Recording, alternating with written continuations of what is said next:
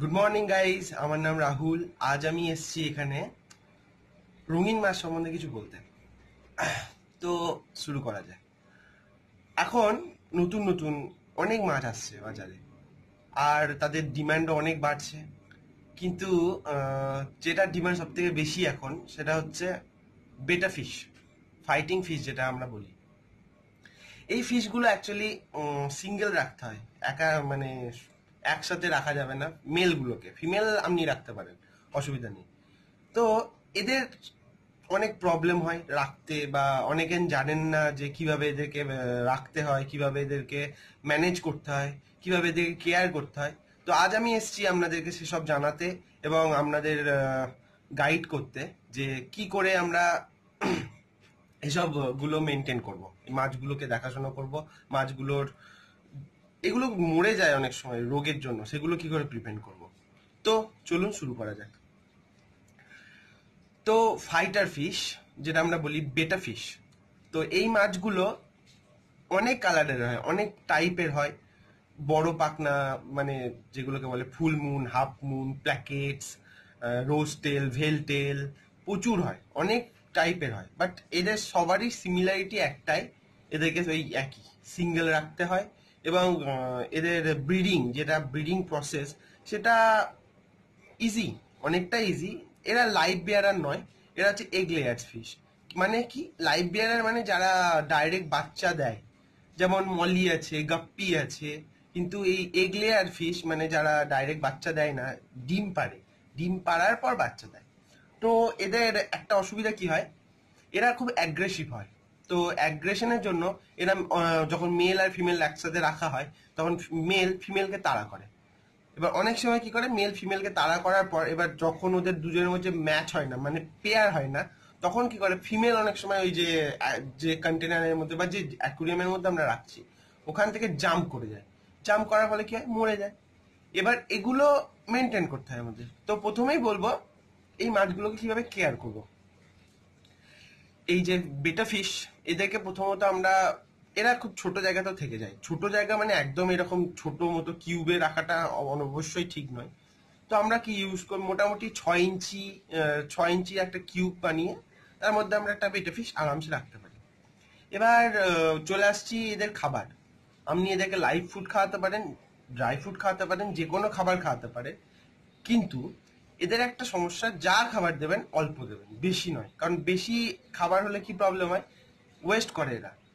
তলায় যখনই খাবারটা পড়ে যাচ্ছে আর খাবে না, তো কি হয় প্রবলেমটা, প্রবলেম একটা বড় প্রবলেম আছে, সেটা কি, জলটা নোংরা হয়। কিন্তু হ্যাঁ, এরা কিছুটা জল, নোংরা জলও থেকে যেতে পারে। মাছগুলো, এই মাছ খুব হার্ডি হয় এবং এদের কালার, এদের যে রং এত সুন্দর হয়, মানে জাস্ট দেখলে বুঝতে পারবেন। এবার বলি এদের রোগ সম্বন্ধে। জেনারেলি এদের ফিনগুলো রড রড ফিন হয়। বিউভেরিয়া ব্যাকটেরিয়া বলে কিছু ব্যাকটেরিয়া আছে, তো এদের জন্য অনেক সময় ব্যাকটেরিয়াল অ্যাটাক হয়, ফাঙ্গাল এফেক্ট, মানে ফাঙ্গাল অ্যাটাকের জন্য রড, মানে ফিনগুলো রড করে যায়। তো তার জন্য কি হয়, অনেক সময় এরা মারা যায়। এছাড়া ব্লাডারের মধ্যেও প্রবলেম আছে অনেক সময়, বা ব্লাডার যাগুলো, মানে যেগুলোকে আমরা বলি ফুলকা, ওটা পচে যায় অনেক সময়। তো এইরকম অনেক প্রবলেম আসে মাছের। তো এগুলোকে কেয়ার করারও অনেক সলিউশন আছে আমাদের। জেনারেলি আমরা ইউজ করি অ্যান্টিবায়োটিক্স, এছাড়া ইউজ করি মেথিলিন ব্লু ইউজ করতে পারি, ম্যারাচিন গ্রিন ইউজ করতে পারি, এগুলো ইউজ করতে পারি। আর এগুলো ছাড়াও সব থেকে ভালো নারিশমেন্টের জন্য এবং তাদের হিলিং প্রপার্টি আরো ফাস্ট করার জন্য আমরা যেটা ইউজ করতে পারি, কাঠবাদাম গাছের পাতা, মানে যাকে বলে আমন্ড লিফ, ওই গাছের পাতা, ওখান থেকে যে ট্যানিন এক্সট্রাক্ট হয়, ওই ট্যানিনটা খুব হেল্পফুল মাছেদের জন্য। আই মিন স্পেসিফিকলি এই যে আমরা বেটা ফিশের জন্য ওই ট্যানিনটা এদের কি হেল্প করে, এদের ওই ট্যানিনের মধ্যে অনেক হিলিং প্রপার্টিজ আছে।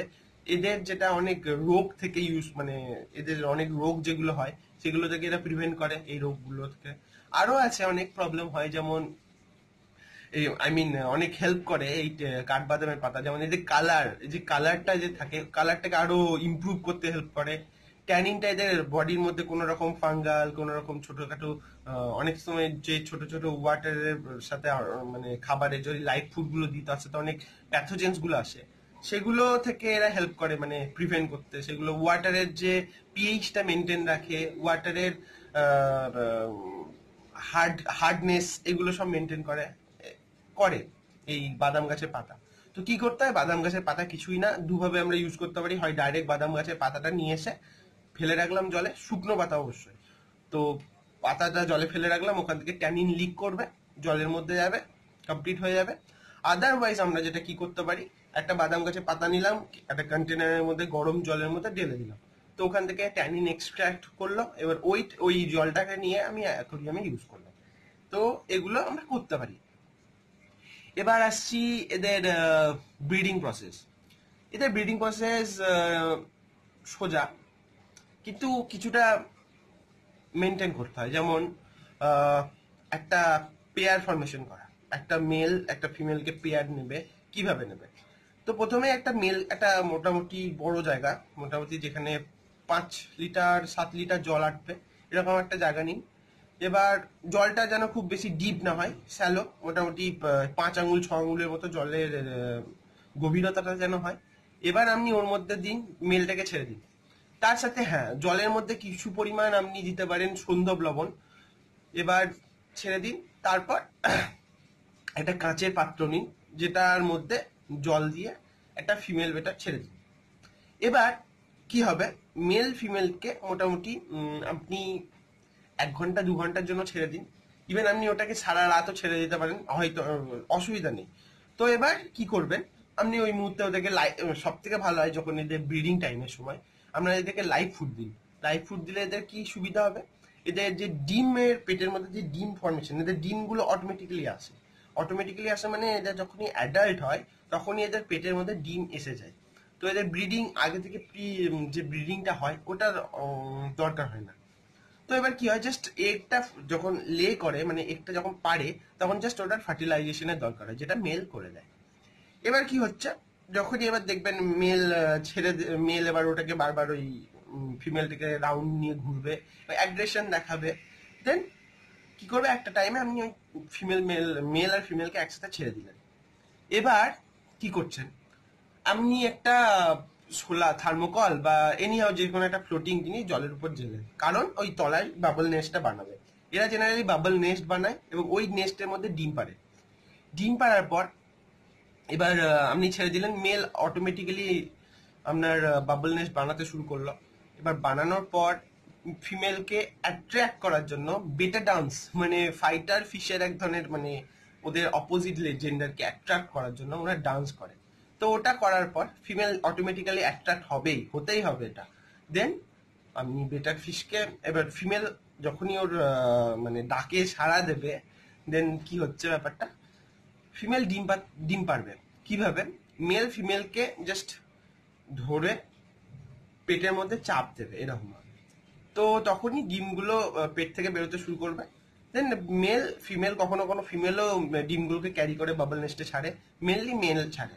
এবার এভাবে একদিন রাখার পর যখন দেখবেন কমপ্লিটলি ডিম ছাড়া হয়ে গেছে, তখন আপনি কি করবেন, তখন যে ফিমেলটাকে সেপারেট করে দিলেন। এবার মেলকে আমি একটাই জিনিস রেকমেন্ড করবো, অনেকে বলে যে আপনি ড্রাই ফুডও ইউজ করতে পারেন, কিন্তু আমি বলবো এই টাইমে লাইভ ফুড ইউজ করাটা খুব বেশি দরকার। যেমন আপনি ইউজ করতে পারেন মসকুইটো লার্ভা ইউজ করতে পারেন, বা ইউজ করতে পারেন টিউবিফেক্স ইউজ করতে পারেন, এগুলো খুবই দরকার এই টাইমে। কারণ এদের এই টাইমে এরা অনেক সময় স্ট্রেস হয়, এবং শুধু স্ট্রেস বলবো না, এদের অনেক কাজ করতে হয়। তো সেই তুলনায় এনার্জিটা বেশি ওদের যায়।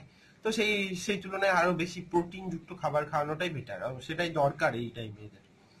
তো এবার এগুলো করার পর আমরা যেটা করি, এবার মোটামুটি 2 থেকে 3 দিনের মধ্যে ডিম থেকে বাচ্চা বেরোতে শুরু করবে। বাচ্চাগুলো যখনই ফ্রিলি সুইম করতে শুরু করবে, একদম খুব ছোট টাইনি হয়, এবার যখনই ফ্রিলি সুইম করতে শুরু করবে, তখন আপনি একটা কাজ করুন, মেলটাকে এবার আলাদা করে দিন, মেলটাকে আলাদা সেপারেট করে ছেড়ে দিন। তো এতদূর হলো। এবার এদেরকে খাবার কি দেবেন, প্রথমে এরা একদম যে ডাক নিয়ে দেবেন খেতে পারবে না। কি খাবার দেবেন, দেখবেন এদেরকে তখন ওই ফাইটোপ্ল্যাঙ্কটন গুলো খাওয়াতে হয়, জেনারেলি আমরা যেটা ইউজ করি ফাইটোপ্ল্যাঙ্কটন। তো আমরা তখন কি করব, আমরা এই টাইমে ফাইটোপ্ল্যাঙ্কটন কালেক্ট করব কোথা থেকে, জেনারেলি যান কোনো পুকুরের জল সবুজ হয়ে গেছে, সেই পুকুরের জল কালেক্ট করুন, এবং সেই পুকুরের জলকে কোনো কাপড় ছাকনা এনিথিং কিছু দিয়ে ছেঁকে সেই জলকে খেতে দিন, এবং সাবধানতা অবলম্বন করবেন যাতে জলের সাথে কোনো রকম ওয়াটার টাইগার বা এনি টাইপ অফ জোক এরকম কিছু না যায়, যাতে যারা আবার বাচ্চাদের অ্যাটাক করতে পারে, মেরে দিতে পারে। তো এবং এরপর আপনি পরপর কিছুদিন পরপর আপনি গুঁড়ো খাবার খাওয়াতে পারেন, এবং ডাফনিয়া, গুঁড়ো ডাফনিয়া যেগুলো বাজারে পাওয়া যায়, এছাড়া লাইভ ডাফনিয়াও আপনি ইউজ করতে পারেন। এইভাবে আপনার বাচ্চাগুলো কিছুদিনের মধ্যেই বড় হয়ে উঠবে। ব্যাস, এই আজকের ছিল।